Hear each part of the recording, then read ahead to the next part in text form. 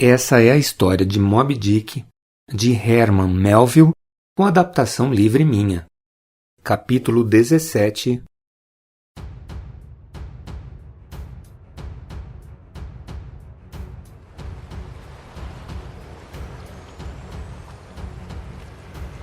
No início da tarde daquele mesmo dia, o capitão começou a ficar impaciente. Eu posso sentir o cheiro! Há cachalotes por perto! Disse ele para toda a tripulação. Cheio de ansiedade, ele improvisou um cesto no mastro, entrou nele e mandou que subisse. Eu mesmo vou avistar Moby Dick! E a moeda de ouro será minha! Gritou para que todo mundo escutasse. Eu acho que ele desconfiava que os marinheiros estavam com medo. Talvez Moby Dick até já estivesse por perto e os homens que estavam de plantão não tivessem dado sinal. Parecendo adivinhar o que ia acontecer, logo assim que a cesta chegou lá em cima, ele soltou um berro que saiu com força lá dos seus pulmões. Ela! A grande baleia branca! O monstro está soprando! Baleeiros do mar! Em cerca de alguns minutos, 3 baleeiros já estavam remando em direção àquele fantasma dos mares.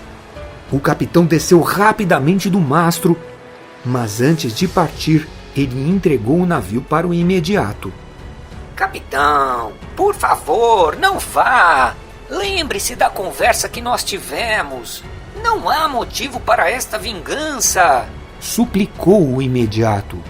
Starbuck, cuide do navio. Hoje à noite, Moby Dick estará presa neste casco. Disse então o capitão, ignorando as súplicas do seu oficial. O imediato e o capitão apertaram as mãos com força. Eles estavam conscientes do tamanho da batalha que eles tinham pela frente. Os baleeiros se aproximaram com cuidado, porque os oficiais conheciam a inteligência demoníaca de Moby Dick. Todo o cuidado era pouco para não assustar aquela baleia.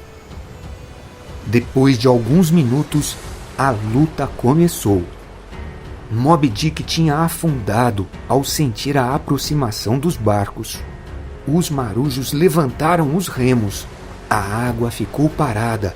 Quase não tinha ondulação. E, de repente, o capitão ordenou aos marinheiros: Remem!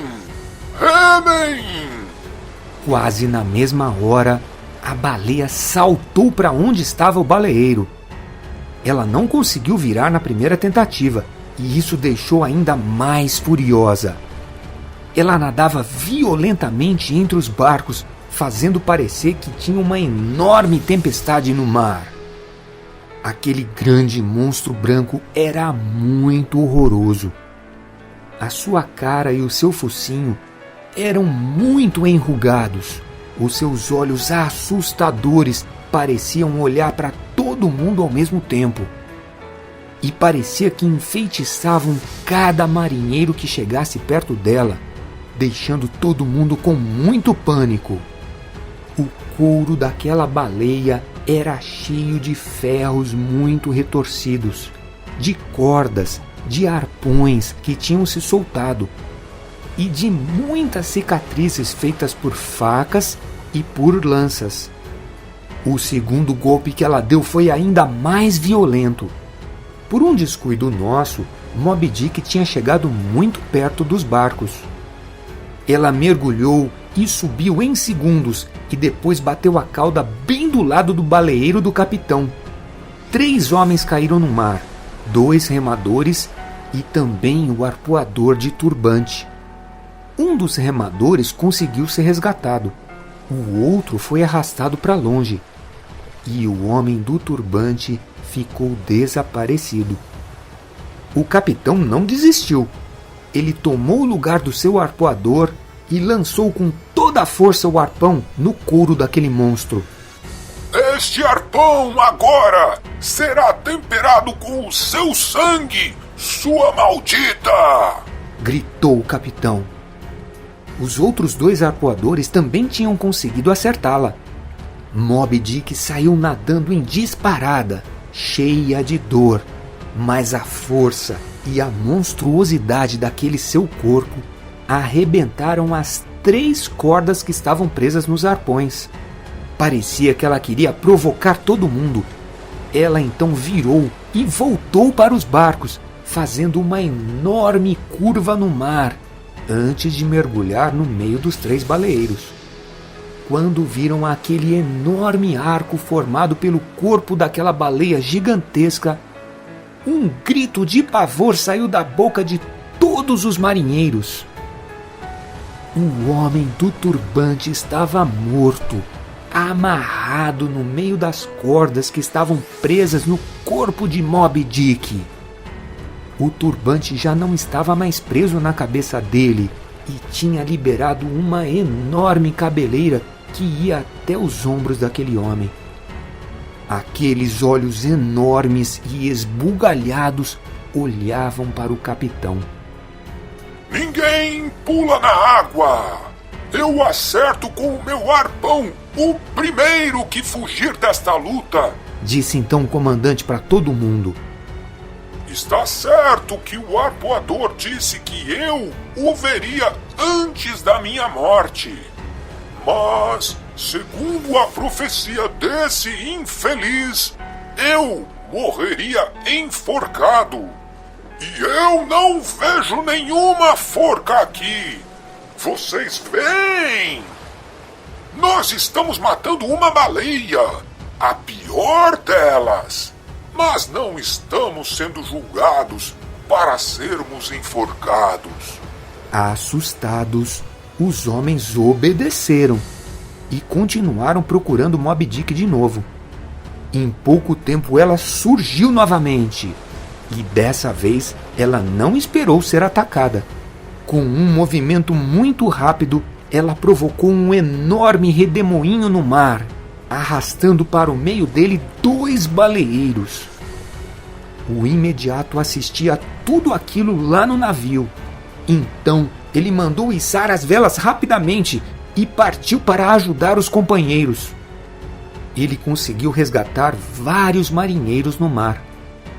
Mas quando ela viu o casco do navio se aproximando, Moby Dick deve ter associado com vários outros cascos de navio e embarcações inimigas que já tinham arpoado ela antes.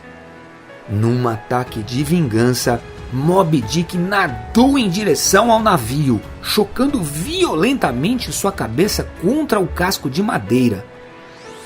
O imediato não teve tempo para desviar e formou-se então um enorme rombo na proa do navio, espalhando tábuas para todos os lados e enchendo lentamente o navio de água. Vendo isso, o capitão agora queria vingar não só ele mesmo, mas também toda a sua tripulação, que estava afundando lentamente no oceano. Ele então remou o seu baleeiro para perto daquele fantasma branco e arpoou o seu couro com tanta força que acabou escorregando e perdendo a sua perna postiça. A corda do arpão foi puxada pela baleia, mas antes de ser completamente esticada, ela se prendeu no pescoço do capitão, estrangulando ele imediatamente. Moby Dick então foi embora, como se tivesse cumprido o seu dever. Assim que o navio afundou, a água do mar formou um enorme redemoinho, engolindo tudo que estava ao redor, inclusive os poucos sobreviventes da baleeira do capitão.